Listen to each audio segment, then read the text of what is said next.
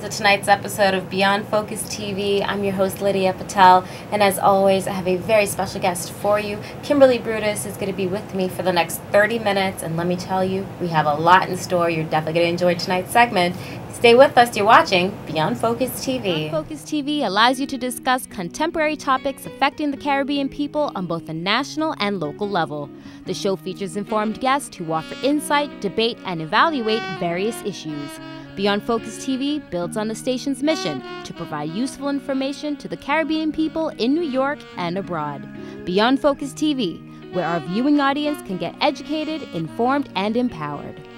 Welcome back. You're watching Beyond Focus TV. I'm Lydia Patel, sitting here with Kimberly Brutus, a licensed real estate agent right here in New York and, of course, in Brooklyn. So she'll be giving us the insides out of how to get your home, how to rent an apartment, and all the little nitty-gritties about what we need to know about the Real Estate 101. So, Kim, welcome to Beyond Focus TV. Hi, how are you? I'm good. Well, I love to have a lady in the house who actually specializes in different things, and real estate is your forte. So tonight we're really going to focus on that. It's such a big game, the real estate world. It is. And if you don't know how to play it, you'll get played. And you can actually lose a lot. I hear it all the time, different people who got burned from things. So we're going to take it back. I want to know a little bit about you. Okay. So how did this all start for you? How did your real estate journey start? So in the beginning, I was going to school to become a nurse. I'm Haitian. You know, growing up in a Haitian household, you know, working in the medical field is something that you're expected to do. I tried it. I went to school for it. I went to Mega Evers in pursuit of a nursing degree, and I didn't like it. I didn't know what I wanted to do. I know I had to go to college. I know my parents would not allow me not to go to college. And I said, well, I like real estate. I didn't know anything about real estate, but I knew I liked it. So I looked out colleges that were offering a bachelor's in real estate, and it was Baruch or NYU, and I could afford Baruch, so I went to Baruch, and it was great years of my life. Like, I love Baruch, and that's how it started. I went to Baruch and I got a bachelor's in real estate. That's really interesting because you hear so many different things, especially like online, where they tell you can do a 2-week course, you can do a 10-week course, and then there's 4-year bachelor programs. Correct. And at the end of the day, you all become licensed, which means you're allowed to operate within the New York or tri-state area. Explain to us what's really the difference between those quick 2-week courses, of course, versus a 4-year intensive bachelor's. So the difference is, one, that you're actually getting a degree from an accredited university, accredited college. Is the difference. The schools that offer the 2-week crash course in real estate is just so that you can become a licensed real estate agent, and that, yes, you can take within 2 weeks. But a full course, you definitely need to take the 4 years of, you know, the liberal arts and all the core classes that people like in order for you to have a bachelor's, but that's in any sort of field. Absolutely. But in terms of doing those quicker courses, because I've had a lot of people text when I explain that you're going to be on the program, a lot of people are interested. Okay, of course people don't want to have to go back and spend thousands of dollars, invest time. Of course. So even if it's a 6-month course, someone who has that accreditation, are they really able to function, make money, and turn this into a career? Of course, they absolutely can, but it definitely depends on the individual, you know, the motivation and the hustle of that individual. Because if you're motivated and if you can hustle, then at anything you do, you'll be okay at, because you as a human being already have those innate things in you. You know, you shouldn't look at real estate like a get quick rich type of thing, because it's not. You know, you really have to work. I work 7 days a week. I don't have a life. This is all I do, and in order for me to make the sort of living that I'm living, that's the sort of schedule that I have. And that's interesting because a lot of people don't take into consideration real estate agents are almost on call 24/7. All the time. Because there's different needs, and we'll get into which type of real estate you specialize in. But there are people who are constantly looking for apartments. Then there's people who are maybe selling their homes. There could be people, if you want to do commercial, which means you have to have a certain amount of listings per day. But when you go on the commercial side, of course, it's a bigger profit. So explain to everyone kind of if you choose to do all three, or is it even a smart idea to do all three? So rentals is the renting of an apartment. That is the where you can get paid faster. And when I mean get paid faster, you show someone an apartment, they like an apartment, they sign a lease for an apartment, and when they sign the lease, you get paid. And all of that can take up to 2 weeks. It can take 2 days up to 2 weeks. So you can get paid in 2 days or up to 2 weeks. That's with the rental. With a commercial, it's much more involved because you have to, like you said, have about 12 appointments lined up for that person. Attorneys are involved because now you have to negotiate the lease term. Now you have to negotiate the client paying for taxes, for heat and hot water, things that typically someone who's renting an apartment wouldn't have to pay. And a commercial deal, you're talking about 5, 10, 15 years someone is renting a space for. So that is a little bit time consuming only because lawyers get involved and it's just time consuming. The same thing with selling a home. When you have a home, yes, you can have a magnificent home priced really, really well.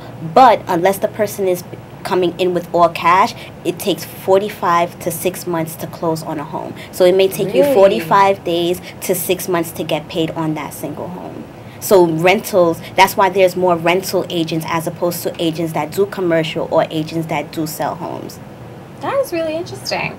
And when you think about that, some people on the outside may not factor in that, yes, it may take you X amount of time to get paid. Yes. Real estate agents, for the most part, are 100% commissioned. Correct.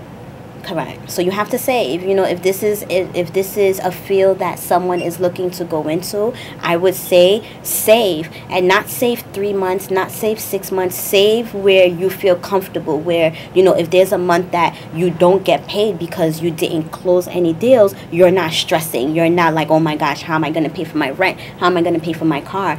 If you save, I would say save a year. Like I save for 3 years because I do not like bills.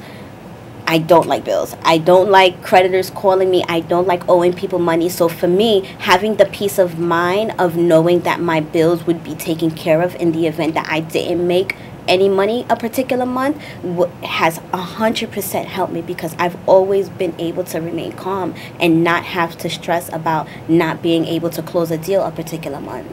I'm really astonished. That is great. A lot of people can't even save for 3 months. You saved for 3 years. I did, but I was diligent. Yes. You were particular with it. I didn't go out, no shopping. That takes discipline. But then again, I was also living with my mom at the time. So I was living with my mom. I was able to save then. And then I got my own place. And then, my grandmother instilled in me that if you get paid twice a month, live like you get paid once a month. So that's how I live my life now. One check to do your expenses and one check to put away. Correct. And it really helped. It's the old school West Indian way.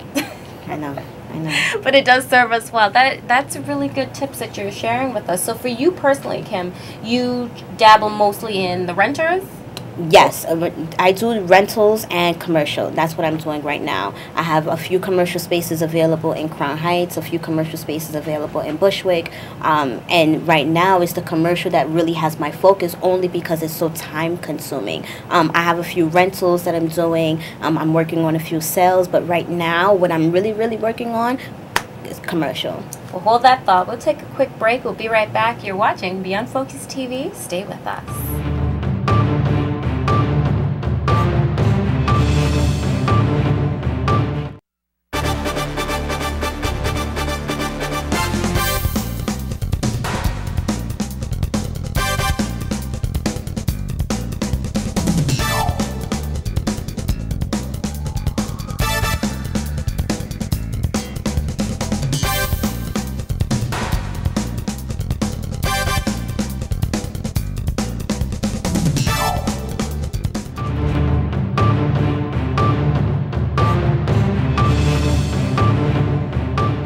Hi, my name is Stephanie Miles, and I am Miss Caribbean United States 2013, and you're watching Beyond Focus TV.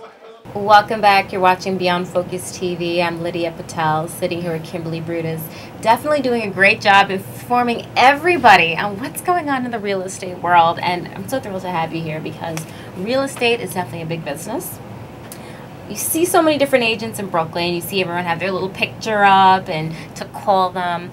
So what really is your specialty? Why should people call Kimberly to either get a home, get an apartment, commercial space. What in particular is your strength?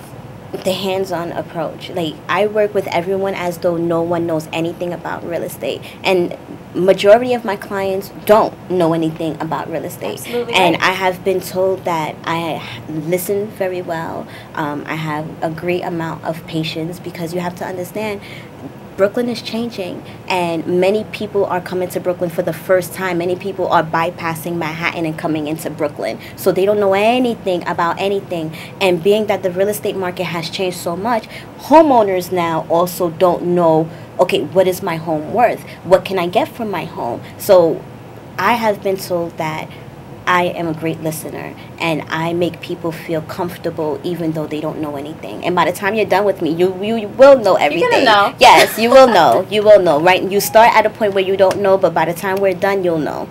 And that's great. You actually led me into a topic I wanted to get really kind of dive into. Brooklyn is changing. We all know that gentrification has happened. It's still happening. If you've lived in Brooklyn, grew up in Brooklyn, and remember Brooklyn from 20 years ago, 25 years ago, you know that the Brooklyn now is not the Brooklyn it was. Even 5 years ago. You really see, I spent a lot of my life in Bed-Stuy. Franklin Avenue is not the Franklin Avenue I remember. Franklin and Fulton Street, you could not be there after certain times. Now everyone's walking around. It's cool to be on Franklin. It's definitely changed. From a real estate point of view, though, let's talk about the hot areas in Brooklyn. Okay. Currently, the hot areas in Brooklyn, in order from hottest, I would say Crown Heights, Bushwick, Bed-Stuy. Well, Williamsburg. I mean, is that still cool? Williamsburg. So it's still cool. Williamsburg, Greenpoint, Park Slope, Fort Greene, Clinton Hill, Cobble Hill, Carroll Gardens. But in terms of central Brooklyn, Crown Heights, Bed-Stuy, Bushwick are like the new it neighborhoods, like as of right now. Yes. I keep seeing a lot of Bushwick, a lot of Bed-Stuy, a lot of and those brownstones. They're still typically brownstone areas. From your experience and what you've seen, no brownstone really goes for under $1 million right now. You can find those in Bed-Stuy under a mill, but it needs massive amounts of work. Like, it's not in moving condition. If you find something for sale in Bed-Stuy, like prime Bed-Stuy, for under a mill, it's because it needs work. It's a fixer-upper. Correct. But, you know, there's certain parts in Bed-Stuy, like Ocean Hill is a subsection of Bed-Stuy, and there you can purchase a brownstone for under a mill that is in moving condition. Where's Ocean Hill, for those who don't know, because we have our viewers from all over the place. So that would be technically... So I would say Ocean Hill. So everyone is familiar with Broadway Junction. Okay, so if you're not familiar with Broadway Junction is the subway stop where you can catch the A, C, the J train, and the L, and I think the Z. Z don't even run anymore, I don't think. But really, they have it listed at there. At least those 4 trains Yes. you can catch at Broadway Junction. So Ocean Hill is where Broadway Junction area is, to the left of it. If you were looking at the map and you seen that subway station, it would be to the left of it. Okay. So that's a little subsection there. Of Bed-Stuy. To me, a Brooklyn person still thinks that's East New York. No, it's not. But it's not, because they rezoned everything. It's not. It's, you know, it's a beautiful neighborhood in Bed-Stuy. It's still considered Bedford-Stuyvesant. If you're a homeowner, if you're a young professional looking for a deal and you don't want to go all the way to East New York, Ocean Hill is definitely another viable option that's still affordable, where you can purchase a brownstone in Bed-Stuy for under $1 million. And then what about East New York itself? Well, East New York is currently going through its own revitalization process because the mayor, Mayor de Blasio, Borough President Eric Adams, they're paying tons of attention to East New York right now. East New York definitely has its pockets of where young couples can definitely plot their money there and say, this is where I'm going to be and this is where I'm going to raise my family. Definitely. That's great. So it's great to see that in terms of the real estate market, though, and looking at these hot areas, what does that really mean for you? Is it so competitive that it's almost hard for you to actually close deals?